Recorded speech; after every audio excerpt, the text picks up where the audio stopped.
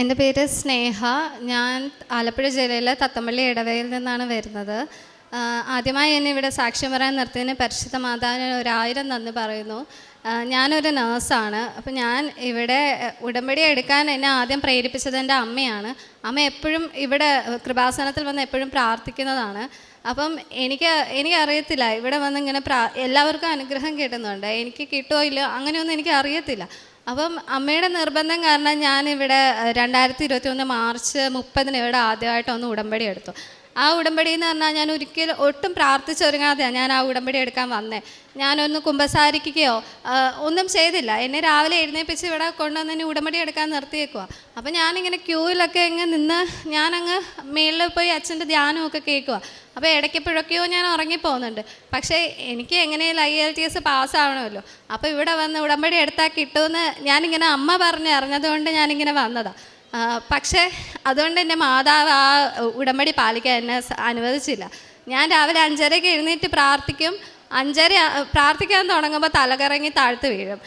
എന്ന് പറഞ്ഞാൽ കണ്ണിൽ മൊത്തം ഇരുട്ട് കയറിയിട്ട് വിറയ്ക്കുക, തലകറങ്ങി താഴ്ത്ത് വീഴും. അപ്പം വീട്ടിലെല്ലാവരും എഴുന്നേറ്റ് വരുമ്പം ഞാൻ ആ ഹോളിൽ കിടന്ന് ഉറങ്ങുമായിരിക്കും. പിറ്റേ ദിവസവും 5:30 എഴുന്നേക്കും, ഞാൻ ഉടമ്പടി പ്രാർത്ഥനയ്ക്ക് എഴുന്നേക്കും.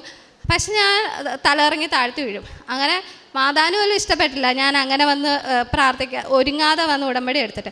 അങ്ങനെ ഞാൻ എങ്ങനെയോ ആ ഉടമ്പടി അതങ്ങ് പാലിക്കാതെ പോയി. അപ്പം ഞാൻ എൻ്റെ കഴിവിനെ ഞാൻ ഒത്തിരി വിശ്വസിക്കുമായിരുന്നു. കാരണം എനിക്ക് സ്പീക്കിങ് നന്നായി പറയാൻ പറ്റും, അങ്ങനെയൊക്കെ എനിക്ക് ഇച്ചിരി അഹങ്കാരമൊക്കെ ഉണ്ടായിരുന്നു.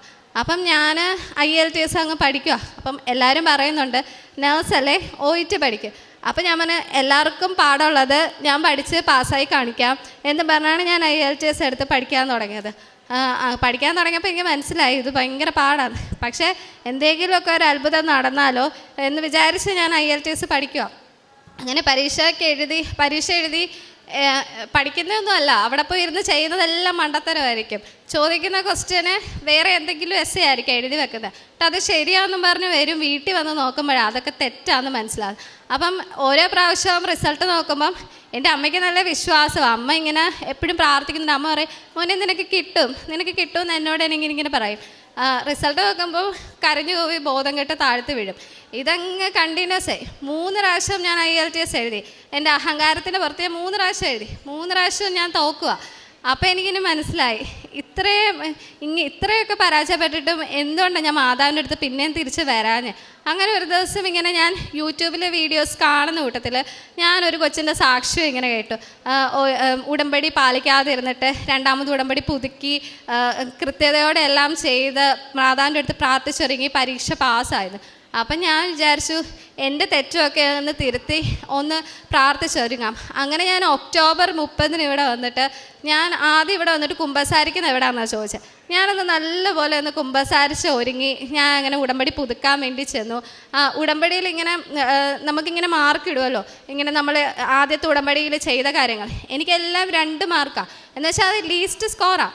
അപ്പം ഞാനതും കൊണ്ട് ഉടമ്പടി സൈൻ ചെയ്യുന്ന കൗൺസിലറിൻ്റെ അടുത്ത് ചെന്നപ്പോഴത്തേക്കും ആ കൗൺസിലർ പറഞ്ഞു എൻ്റെ മോളെ ഉടമ്പടി എടുത്തിട്ട് ഇങ്ങനെയൊക്കെ ചെയ്യുകയാണെങ്കിൽ നിൻ്റെ പ്രാർത്ഥന ചേമ്പലയിൽ വെള്ളമൊഴിച്ച പോലെ ആവരുത് എന്ന് പറഞ്ഞാൽ എന്നെ അവരുടെ മുന്നിൽ ഇങ്ങനെ പറഞ്ഞപ്പോൾ എനിക്കാകെ അങ്ങ് വിഷമമായി. അപ്പോൾ ഞാൻ ഇങ്ങനെ മനസ്സിൽ പറഞ്ഞു ഇല്ല ഇപ്രാവശ്യത്തെ ഉടമ്പടി എന്തായാലും ചേമ്പലയിലെ വെള്ളം പോലെ ആവത്തില്ല. ഞാൻ അടുത്ത പ്രാവശ്യം ഞാൻ പുതുക്കാൻ വരുമ്പം എല്ലാത്തിനും 5 സ്കോർ എനിക്ക് കിട്ടും. ഞാൻ കൃത്യമായി കുമ്പസാരിക്കും, കുർബാനയ്ക്ക് പോകും, അതൊക്കെ ഞാൻ 5 മേടിക്കും എന്ന് ഉറച്ച് ഞാൻ ഇവിടെ വന്ന് മാതാവിനോട് കരഞ്ഞ് പ്രാർത്ഥിച്ചിട്ട് ഞാൻ മാതാവ് ഞാൻ OET പഠിക്കാൻ പോകുക. എനിക്കറിയത്തില്ല ഇനി ഇത് പാസ്സാവുമെന്ന്. കാരണം 3 എക്സാം ഞാൻ തോറ്റതാണല്ലോ IELTS. അപ്പം ഞാൻ ഇനി ഒന്ന് OET പഠിക്കാം.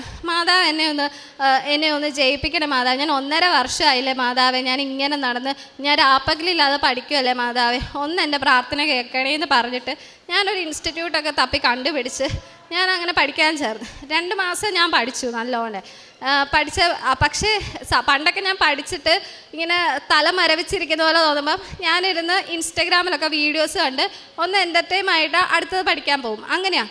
പക്ഷെ ഇപ്രാവശ്യം ഞാൻ അങ്ങനെയല്ല ചെയ്തത്. ഞാൻ പഠിച്ചുകൊണ്ടിരിക്കുമ്പോൾ ബോറടിക്കുമ്പം ഞാൻ പോയിട്ട് സാക്ഷ്യം കേട്ട് ഞാൻ പിന്നെയും സാക്ഷ്യം കേട്ട് പിന്നെ എനിക്ക് ഉണർവാകും. അപ്പം ഞാൻ പിന്നെയും പഠിക്കും. അങ്ങനെ രാവിലെ 5:30 പ്രത്യക്ഷീകരണം കഴിഞ്ഞാൽ പഠിക്കാനിരിക്കുന്ന ഞാൻ വൈകിട്ട് കിടക്കുന്ന ഇവിടുത്തെ പ്രാർത്ഥന ചൊല്ലി തീർന്നാലും ഇവിടെ കിടക്കുന്നവരെ ഞാൻ പഠിക്കുന്നതിൻ്റെ ഇടയിൽ ഞാൻ സാക്ഷ്യം കേൾക്കും. ഒരു ദിവസം ഞാൻ ഒരു 10-15 സാക്ഷ്യമെങ്കിലും വെച്ച് ഞാൻ ഈ പഠിക്കുന്നതിൻ്റെ ഇടയിൽ കേൾക്കുമായിരുന്നു. അങ്ങനെ ഞാൻ പ്രാർത്ഥിച്ചൊരുങ്ങി. ഞാൻ ഇതുപോലെ പ്രാർത്ഥിച്ചൊരുങ്ങിയ ഒരു എക്സാം ഞാൻ ഇന്നേ വരെ എഴുതിയിട്ടില്ല. ഞാനങ്ങനെ പ്രാർത്ഥിച്ചൊരുങ്ങി ഞാൻ ഇവിടെ വന്ന് ഹോൾ ടിക്കറ്റ് ഞാൻ വെഞ്ചരിച്ചപ്പം എനിക്ക് അച്ഛനെ കാണാൻ പറ്റി. അച്ഛനെ കാണാൻ വന്നപ്പം ഒരു ചേച്ചി 14 പ്രാവശ്യം OET എഴുതി പാസ്സാവാതെ നിന്നിട്ട് ഇവിടെ അച്ഛനെ കാണാൻ വന്നതുകൊണ്ടായിരുന്നു. അപ്പം ഞാനത് ആ ചേച്ചി പറയുന്ന കേട്ടപ്പോൾ എനിക്കങ്ങ് കരച്ചിൽ വന്നു. ആ ചേച്ചി ഇങ്ങനെ വിങ്ങി പൊട്ടി അച്ഛനോട് ഇങ്ങനെ കഥകൾ പറയാം. അപ്പം എനിക്കങ്ങ് വിഷമം വന്നിട്ട് എനിക്ക് വേണ്ടി പ്രാർത്ഥിക്കാതെ ആ ചേച്ചിക്ക് പ്രാർത്ഥിച്ചു. കാരണം ഞാനും ആ ചേച്ചി ഒരേ ഡേറ്റാണ് എടുത്തേക്കുന്നത്, December 2. അത് മാതാവിനോട് പ്രാർത്ഥിച്ച് ഞാൻ എടുത്ത ഡേറ്റ്. അപ്പം ഞാൻ പറഞ്ഞു, മാതാവേ ഇനി ആ ചേച്ചീനെ ഒന്ന് പരീക്ഷയ്ക്ക്, ഇനി ആ ചേച്ചീനെ 15ാമത്തെ വട്ടം ഇനി എഴുതിപ്പിക്കല്ലേ മാതാവേ എന്ന് ഞാൻ ഇവിടെ മുട്ടുകുത്തിയിരുന്ന ആ ചേച്ചിക്ക് വേണ്ടിയാണ് ഞാൻ പ്രാർത്ഥിച്ചത്. അച്ഛൻ്റെ അടുത്ത് വന്ന് പ്രാർത്ഥിച്ച് അച്ഛനേക്ക് കാശ് രൂപമൊക്കെ വന്നിട്ട് പറഞ്ഞു, പോയി രക്ഷപ്പെടും മക്കളെ എന്ന് പറഞ്ഞു. അപ്പം ഞാൻ അമ്മയോട് പോയി ഇങ്ങനെ പറഞ്ഞു, അമ്മേ അച്ഛൻ തലയിൽ കൈവച്ചൊക്കെ പ്രാർത്ഥിച്ചിട്ടുണ്ട്. അപ്പം അമ്മ ചോദിച്ചു, മോനെ അച്ഛൻ പറഞ്ഞോ സാക്ഷ്യം പറയാൻ വരണമെന്ന് പറഞ്ഞു എന്ന് ചോദിച്ചു. ഞാൻ പറഞ്ഞില്ല, അങ്ങനെയൊന്നും പറഞ്ഞില്ല, പോയി രക്ഷപ്പെടാൻ പറഞ്ഞത്. അമ്മ പറഞ്ഞു, അത് മതിയല്ലോ, അച്ഛൻ രക്ഷപ്പെടാൻ പറഞ്ഞെങ്കിൽ പിന്നെ എന്നാ, നമുക്ക് പരീക്ഷയ്ക്ക് മാതാവിനെ വിളിച്ചുകൊണ്ട് പോകാം, മാതാവ് വരുമെന്ന് പറഞ്ഞു. അപ്പം ഞങ്ങളുടെ വീട്ടിൽ ഞാൻ എപ്പോഴും പ്രത്യക്ഷീകരണം ഇങ്ങനെ കാണാതെ പഠിച്ച് അമ്മയെ കൊണ്ട് പഠിപ്പിക്കുമായിരുന്നു. കാരണം എപ്പോഴും അത് ചൊല്ലിക്കൊണ്ട് നടക്കാൻ വേണ്ടി അത് ഞാൻ ഈ വിശ്വാസ പ്രമാണം പോലെ കാണാതെ പഠിച്ചിട്ടുണ്ട്. അപ്പോൾ എനിക്കിങ്ങനെ പഠിക്കുന്നതുകൊണ്ട് പെട്ടെന്ന് കാണാതെ പഠിക്കാൻ പറ്റും. അപ്പോൾ അമ്മയ്ക്ക് അത് പറ്റത്തില്ല. അപ്പോൾ അപ്പനെ ഞാനിങ്ങനെ ഓരോ പണിഷ്മെൻറ്റ് കൊടുത്ത് ഇങ്ങനെ പ്രാർത്ഥിച്ചാൽ മാതാവ് കേൾക്കത്തില്ല, മൊത്തം കാണാതെ ചൊല്ല. അങ്ങനെ അമ്മേനെ വഴക്ക് പറയിപ്പിച്ച് ഞാൻ പ്രത്യക്ഷീകരണം അമ്മേനെ കൊണ്ടും കാണാതെ പഠിപ്പിച്ചു, ഞാനും പഠിച്ചു. അപ്പം ഞങ്ങൾ നടക്കുന്ന വഴി ഇരിക്കുന്ന വഴിയൊക്കെ ഈ പ്രത്യക്ഷീകരണം മാത്രമേ ചൊല്ലാറുള്ളൂ. അപ്പം പരീക്ഷയ്ക്ക് പോകുമ്പോൾ ഞാൻ മാതാവിനെ വിളിച്ച് പ്രാർത്ഥിച്ചിട്ട് ഞാനൊന്നും പഠിക്കുന്നില്ല, ഞാൻ പ്രത്യക്ഷീകരണം മാത്രം ചൊല്ലിക്കോളാന്ന് പറഞ്ഞ് ഞാൻ കയ്യിൽ ഈ കാശുരൂപവും പിടിച്ച് പ്രത്യക്ഷീകരണം ചൊല്ലി എനിക്ക് മൂവാറ്റുപുഴയിലെ എക്സാം, ഞാൻ അവിടെ വരെ പ്രത്യക്ഷീകരണം ചൊല്ലിപ്പോയി.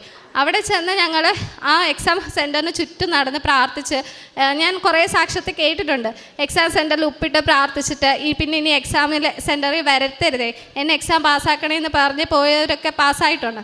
അപ്പം ഞാനും അതേപോലെ വിശ്വസിച്ച് എക്സാം സെൻറ്ററിന് ചുറ്റും ഞാൻ ഉപ്പ് വിതറി. അപ്പം ഞാൻ അമ്മയോട് പറഞ്ഞു, അമ്മ എനിക്ക് ഏറ്റവും പാടുള്ള പരീക്ഷയാണ് 3 ഇതെന്ന് പറയുന്നത്, ലിസണിങ്, റീഡിങ്, റൈറ്റിങ്. അപ്പം അമ്മ ഓരോ മണിക്കൂറും പ്രത്യക്ഷീകരണം ചൊല്ലിയിട്ട് അമ്മ എനിക്ക് വേണ്ടി ഉപ്പ് കഴിക്കണേ അമ്മയെന്ന് ഞാൻ പറഞ്ഞിട്ടാണ് ഞാൻ എക്സാം ഹാളിൽ കയറിയതും. അപ്പം ഇവർ സെർച്ച് ചെയ്യുമല്ലോ നമ്മുടെ കയ്യിൽ എന്തെങ്കിലുമൊക്കെ ഉണ്ടോയെന്നറിയാം. അപ്പം ഞാൻ എൻ്റെ കട്ടറിനകത്ത് ഇവിടുത്തെ ഉപ്പ് ഞാൻ കട്ടറിൽ ഒളിപ്പിച്ച് വെച്ചായിരുന്നു. കാരണം എക്സാം ഹാളിൽ ഇരിക്കുമ്പം എനിക്ക് പേപ്പറിലൊക്കെ ഉപ്പ് എഴുതാനാണ് എനിക്ക് വിശ്വാസമാണ് മാതാവിനെ രക്ഷിക്കും. അങ്ങനെ ഞാൻ പോയിരുന്നു. അപ്പം ലിസണിങ് എനിക്ക് ഏറ്റവും എളുപ്പമാണ്. കാരണം എനിക്കെപ്പോഴും ലിസണിങ് വീട്ടിൽ ചെയ്യുമ്പോൾ നല്ല മാർക്ക് കിട്ടാറുണ്ട്. അപ്പം ഞാനങ്ങ് സന്തോഷത്തോടെ ലിസണിങ് എക്സാം എഴുതാൻ തുടങ്ങി. ഞാൻ എല്ലാം കേട്ടു. എനിക്ക് 1 തൊട്ട് 24 വരെ ഫിൽ ഇൻ ദ ബ്ലാങ്ക്സാണ്. ആ 24 ഫിൽ ഇൻ ദ ബ്ലാങ്ക്സും എനിക്ക് കേൾക്കാൻ പറ്റി.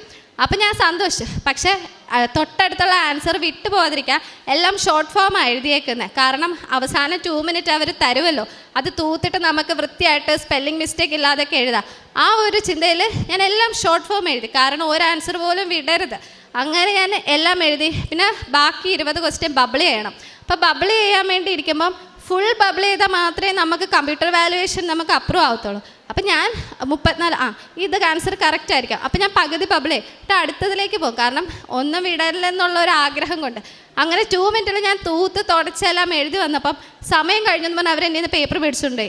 ബാക്കി 12 ക്വസ്റ്റ്യൻസ് ഷോർട്ട് ഫോം എഴുതിയത് വായിക്കാനും പറ്റിയില്ല, പുറകിൽ എഴുതിയിരിക്കുന്നത് ബബിളിക്ക് കറപ്പിക്കാനും പറ്റിയില്ല ഒന്നും കൂടെ. അപ്പം എനിക്ക് ഉറപ്പായി വല്ല 12 മാർക്ക് വല്ലതും കിട്ടുമായിരിക്കും. 42ൽ 30 വേണം എനിക്ക് B കിട്ടാൻ. അപ്പം ഞാൻ ഇങ്ങനെ സാധാരണ എക്സാമുകളൊക്കെ എഴുതുമ്പം ആദ്യത്തെ എക്സാം കൊളയായി പോയാൽ ഞാനിരുന്ന് അങ്ങ് കരയും, അങ്ങ് വെപ്രാളപ്പെടും. പിന്നെ എഴുതുന്നതെല്ലാം തെറ്റായിരിക്കും. അപ്പം ഞാനിങ്ങനെ വെപ്രാളപ്പെടാൻ വേണ്ടി ഇങ്ങനെ വന്നപ്പോഴത്തേക്ക് എന്നോട് മനസ്സിരുന്ന് ആരാ പറയാം, എന്തിനാ പേടിക്കുന്നത്, മാതാവുണ്ടല്ലോ, ഞാൻ അടുത്ത എക്സാം അടുത്ത എക്സാം പേടിക്കണ്ട, ഞാനില്ലേ കൂടെ എന്ന് ആരും ഇങ്ങനെ ഇരുന്ന് പറഞ്ഞുകൊണ്ടിരിക്കുക. അപ്പം ഞാനോർത്ത് ശരിയാ, ഞാൻ എന്തിനാ പേടിക്കുന്നത്, അയാൾ പേപ്പർ മേടിച്ചുകൊണ്ട് വേണേ പോട്ടെ, അടുത്ത റീഡിംഗ് അല്ലേ, 15 മിനിറ്റിൽ 20 ക്വസ്റ്റ്യൻ എഴുതണം. ഇന്നേ വരെ ഞാൻ 15 മിനിറ്റിൽ 20 ക്വസ്റ്റ്യൻ്റെ ആൻസർ 4 പാസേജിൽ നിന്ന് കണ്ടുപിടിച്ചിട്ടില്ല. എപ്പോഴും എനിക്ക് സമയം ഇനിയും എക്സ്ട്രാ വേണം. അപ്പോൾ ഒരു പേപ്പർ കൊണ്ടു. അപ്പം ഞാനിങ്ങനെ പ്രാർത്ഥിച്ച്, മാതാവേ വരുന്നത് എന്ത് പാടാണേലും എനിക്ക് പറഞ്ഞു തരണേ, എനിക്കൊന്നും അറിയത്തില്ല റീഡിങ്. അപ്പം റീഡിങ് എപ്പോഴും ടഫാണ് എല്ലാവർക്കും വരാറ്. അപ്പം അങ്ങനെ വന്നു. അപ്പം ഞാൻ 20 ക്വസ്റ്റ്യൻ 7 മിനിറ്റ് ഞാൻ കംപ്ലീറ്റ് ചെയ്തു. എങ്ങനെ കംപ്ലീറ്റ് ചെയ്തതെന്ന് എനിക്കറിയത്തില്ല. ഞാൻ നോക്കുന്നിടത്ത് എനിക്ക് ആൻസർ മാതാവ് കാണിച്ചു തരുന്നുണ്ട്. ഞാൻ ഒന്നിൻ്റെ ആൻസർ എന്ന് പറഞ്ഞിട്ട് ക്വസ്റ്റ്യൻ മനസ്സിലാവില്ല. പെട്ടെന്ന് നോക്കുമ്പം ഒന്നിൻ്റെ ആൻസർ ഇതാണെന്ന് ആരോ എനിക്ക് പറഞ്ഞു തരാം. Fill in the blanks. ഞാൻ പെട്ടെന്ന് അത് എഴുതുക, ഹാൻഡ് റൈറ്റിംഗ് ഒന്നും നോക്കുന്നില്ല, റണ്ണിങ് ലെറ്റേഴ്സിൽ അങ്ങ് എഴുതി പോവുക. 7 മിനിറ്റ് കഴിഞ്ഞു. രണ്ടാമത്തെ ക്രോസ് ചെക്ക് ചെയ്യാൻ കിട്ടി. പിന്നെ ബി പാർട്ടും ABC എന്തൊക്കെയോ ഞാൻ കർപ്പിക്കുന്നുണ്ട്. എനിക്കതൊന്നും വായിച്ചിട്ട് മനസ്സിലാവുന്ന പോലും ഇല്ല. അങ്ങനെ അതെല്ലാം കഴിഞ്ഞ് റൈറ്റിംഗ് തുടങ്ങിയപ്പം ആകെ 45 മിനിറ്റേ ഉള്ളൂ. അതിൽ 15 മിനിറ്റ് ഞാൻ ചിന്തിക്കുക, ക്വസ്റ്റ്യൻ എന്താണെന്ന് എനിക്ക് മനസ്സിലാവുന്നില്ല, എന്ത് ലെറ്ററാണെന്ന് എനിക്ക് മനസ്സിലാവുന്നില്ല.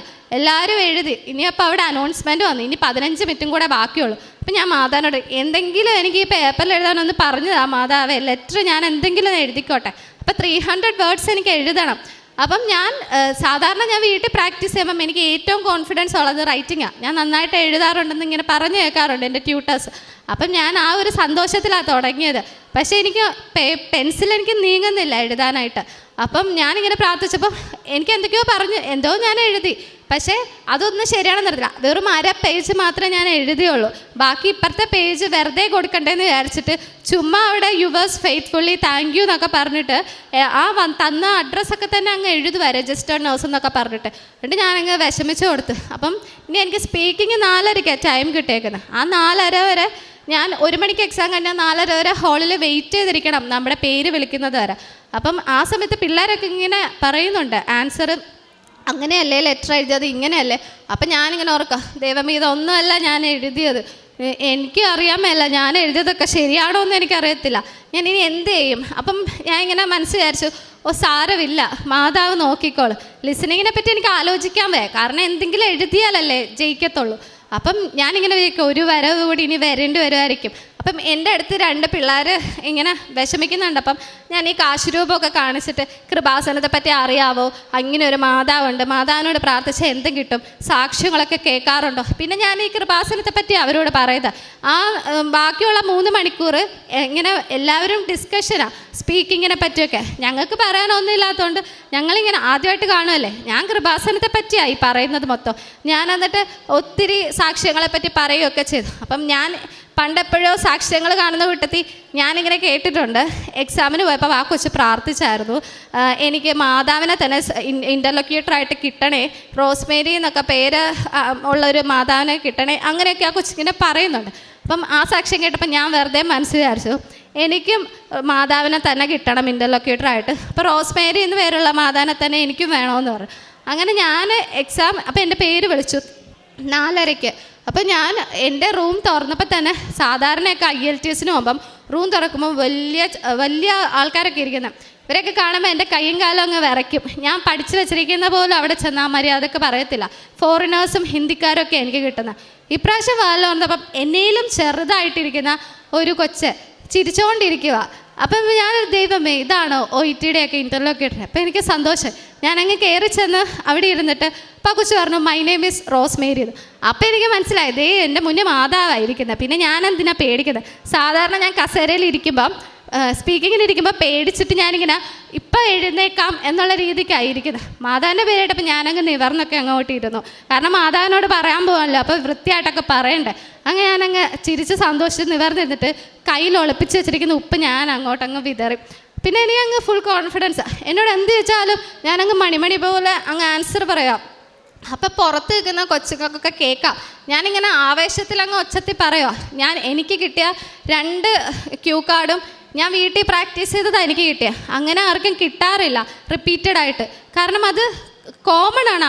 ആ ക്യൂ കാർഡ് അങ്ങനെ കോമൺ ആയിട്ടുള്ളതൊന്നും കിട്ടത്തില്ല. എനിക്ക് കോമൺ ആയിട്ടുള്ളതാണ് 2 എണ്ണവും കിട്ടിയ. അതുകൊണ്ട് എനിക്ക് 3 മിനിറ്റ് പ്രിപ്പറേഷനൊന്നും വേണ്ട. കാരണം അതെനിക്ക് പച്ചവെള്ളം പോലെ അറിയാം. എന്ത് ആ ക്യൂ കാർഡിന്ന് ചോദിച്ചാൽ എനിക്ക് പറയാൻ അറിയാം.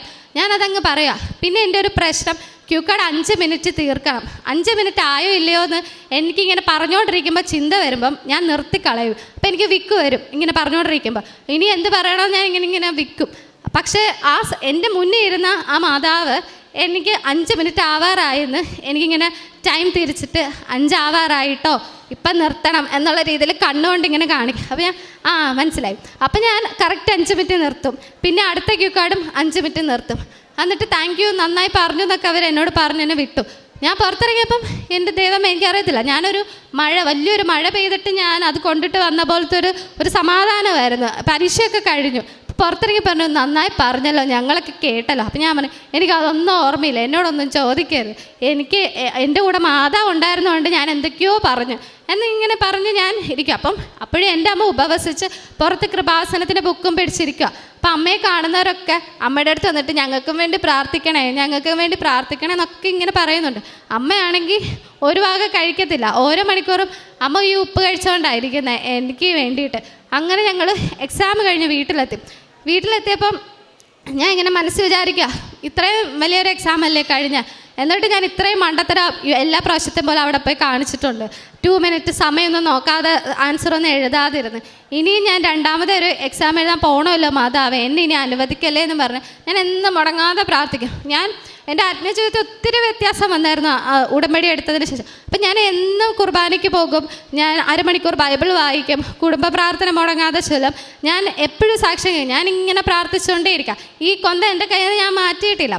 അപ്പം OETയുടെ പോർട്ടലിൽ അവർ ഡേറ്റ് ഇട്ടിട്ടുണ്ട്. ക്രിസ്മസ് ഒക്കെ ആയതുകൊണ്ട് എക്സാം റിസൾട്ട് ജനുവരി 9 വരത്തുള്ളൂ. അപ്പോൾ ഞാൻ ഇങ്ങനെ മനസ്സ് വിചാരിക്കാം, ഇനിയിപ്പോൾ ഈ എക്സാം തോറ്റാൽ ഇനി ജനുവരി 9 റിസൾട്ട് വന്നിട്ട് ഇനി അടുത്ത എക്സാമിന് ബുക്ക് ചെയ്ത് ഇനി എഴുതുമ്പോൾ പിന്നെയും ഒത്തിരി സമയം പോകുക.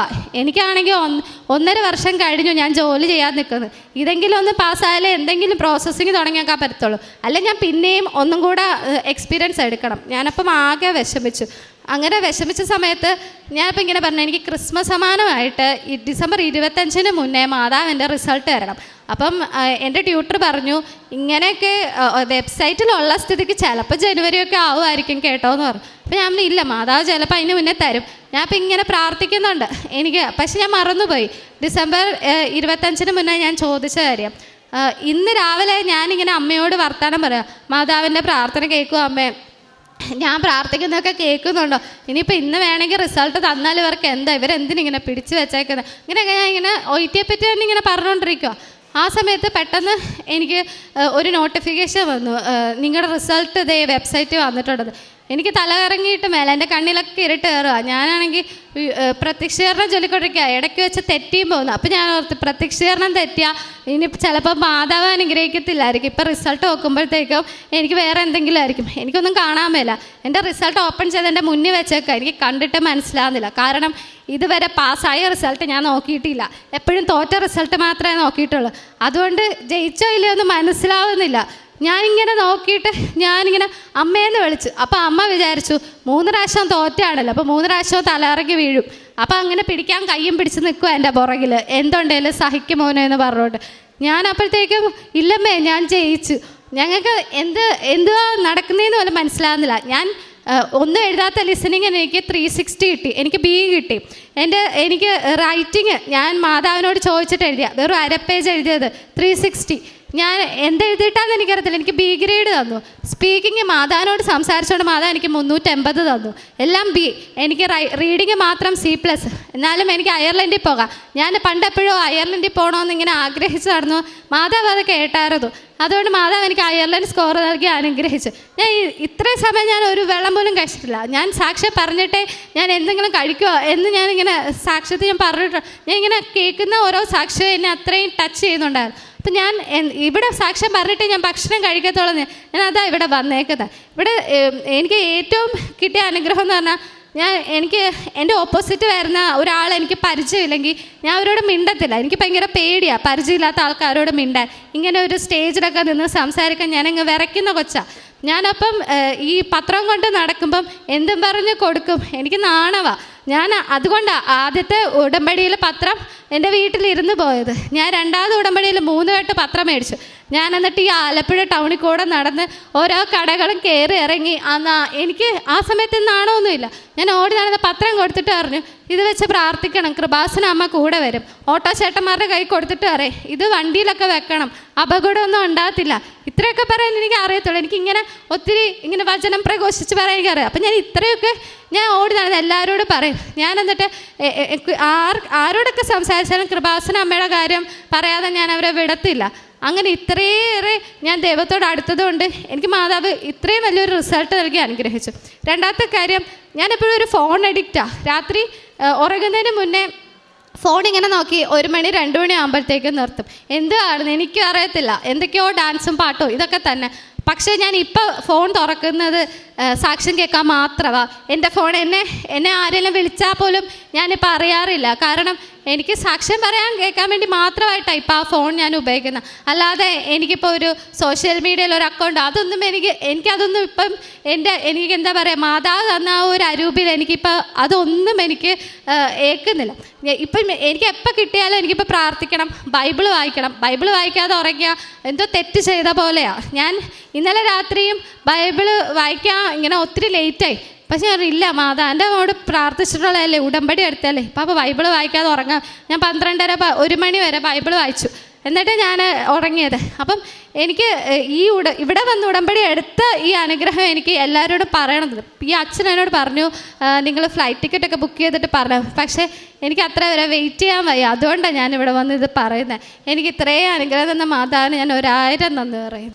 കാരുണ്യ പ്രവൃത്തിയിലായിട്ട് ഞാൻ വഴിയരികിൽ നിൽക്കുന്ന അപ്പച്ചമാർക്ക് എൻ്റെ കയ്യിലുള്ള എത്ര രൂപയാണ് ഞാൻ അവർക്ക് പൈസ കൊടുത്തായിരിക്കും. അപ്പം അവർ ചിലപ്പോഴൊക്കെ നമ്മൾ 50 രൂപ 100 രൂപയൊക്കെ കൊടുക്കുമ്പോൾ അവർ പറയും, ഇത്രയും പൈസ എനിക്ക് എന്തിനാ എനിക്കറിയത്തില്ല എങ്ങനെ കാരുണ്യ പ്രവർത്തനം ചെയ്യണമെന്ന് എനിക്ക്. ഇപ്പം ഞാൻ എൻ്റെ കയ്യിലുള്ള പൈസ ഞാൻ ഇവർക്ക് ഇങ്ങനെ കൊടുക്കുകയോ, പിന്നെ ഞാൻ എല്ലാ മാസത്തെയും പത്രം ഇവിടുന്ന് മേടിച്ച് വിതരണം ചെയ്യുകയും ഇങ്ങനെയൊക്കെ പിന്നെ ഞാൻ അനാഥാലയത്തിൽ ആ മാസത്തിൽ ഒരിക്കലും അമ്മയായിട്ട് പോയി അരിയൊക്കെ കൊടുക്കുക. മീൻസ് അമ്മയായിരിക്കും കൂടുതലും ഇതിനൊക്കെ മുൻകൈ എടുക്കുന്നത്. ഞാൻ അമ്മയുടെ അതിന് കൂടെ പോവാറുണ്ട്. ഇങ്ങനെയൊക്കെയാണ് ഞാൻ എൻ്റെ കാരുണ്യ പ്രവർത്തികളൊക്കെ ചെയ്യാറ്.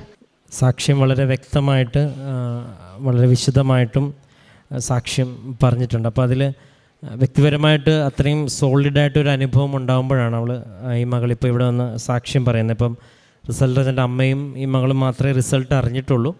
അപ്പം ആദ്യത്തെ 3 പ്രാവശ്യം ലഭിച്ച പരാജയത്തിൽ നിന്ന് ഈ മകള് അല്ലെങ്കിൽ നമ്മുടെ ഉടമ്പടിയിൽ ആദ്യത്തെ അത് നമ്മുടെ കഴിവിനാലല്ല ദൈവത്തിൻ്റെ കൃപയാലാണെന്നുള്ള വലിയൊരു ആഴപ്പെടുത്തുന്ന ഒരു ബോധ്യം ഈ മകൾക്ക് ലഭിച്ചിട്ടുണ്ട്.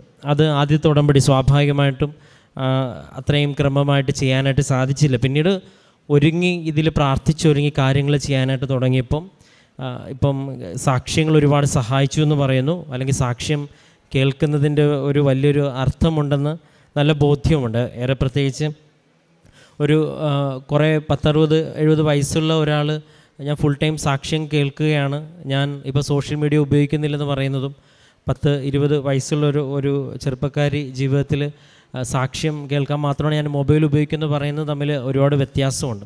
അപ്പം അത്രയും ഒരു ബോധ്യത്തിലേക്ക് ഈ പ്രാർത്ഥന ഒരു ചെറുപ്പത്തിലുള്ള ഒരാളെ കൊണ്ട് എത്തിക്കുവാനായിട്ട് സഹായിക്കുന്നുണ്ടെങ്കിൽ അത് ദൈവത്തിൻ്റെ വലിയൊരു അനുഗ്രഹം ഈ ഒരു പ്രാർത്ഥനയിലുണ്ടെന്നുള്ളതാണ്. അത് ഏറെ പ്രത്യക്ഷീകരണ പ്രാർത്ഥനയാണ് ഇവിടെ അമ്മയും മകളും ഒക്കെ കൂടുതൽ ചൊല്ലിയതായിട്ടും പറയുന്നത്. അപ്പോൾ ഈ പ്രത്യക്ഷീകരണ പ്രാർത്ഥന എന്തുകൊണ്ടാണ് പ്രധാനപ്പെട്ടതെന്ന് പറയുന്നത്, ആ പ്രത്യക്ഷീകരണ പ്രാർത്ഥന എന്താണുള്ളതെന്ന് നമ്മൾ പ്രാർത്ഥിക്കുമ്പോൾ നിങ്ങൾക്കറിയാം. അത് ഈ അമ്മയുടെ പ്രത്യക്ഷീകരണത്തിൻ്റെ അനുഭവം സഭ അംഗീകരിക്കണം എന്നുള്ളതാണ്.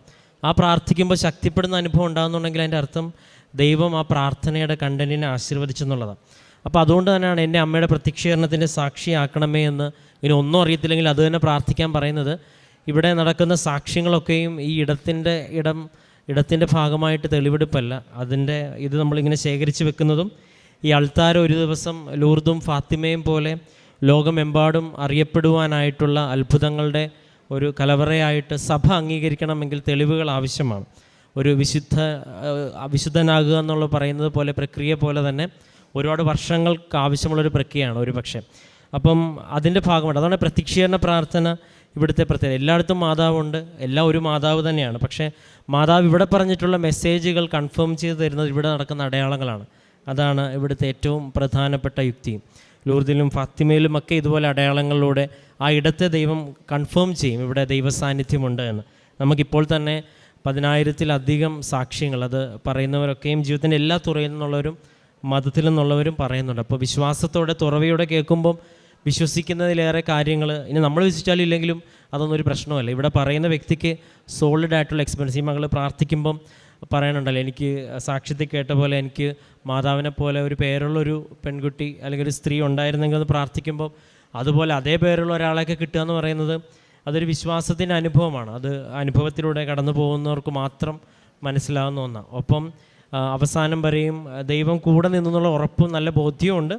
ആ ഉറപ്പും ബോധ്യവും വരാൻ വേണ്ടി എന്താ ചെയ്തതെന്ന് അത് ചെയ്തുകൊണ്ടാണെന്നുള്ള ബോധ്യമുണ്ട്. അതിൽ പ്രാർത്ഥനയും കുമ്പസാരവും വിശുദ്ധ ബലിയും ബൈബിൾ വായനയൊക്കെ ഉണ്ട്. അപ്പോൾ ബൈബിളിലും കൂദാശകളിലൊക്കെ ഇതുപോലെ ഒരുപാട് ദൈവശക്തി ഉണ്ടെന്ന് ഒരു വ്യക്തി തിരിച്ചറിയുവാനായിട്ട് ഉടമ്പടി സഹായിക്കുന്നു.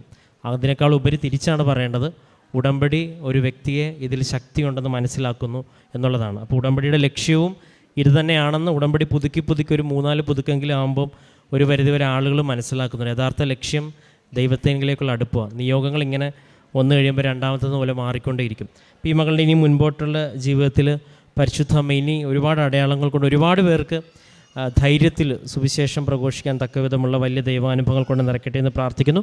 ദൈവം നൽകിയ എല്ലാ അനുഭവങ്ങൾക്കും നമുക്ക് കരങ്ങളടിച്ച് ദൈവത്തിൻ്റെ നാമം മഹത്വപ്പെടുത്തും.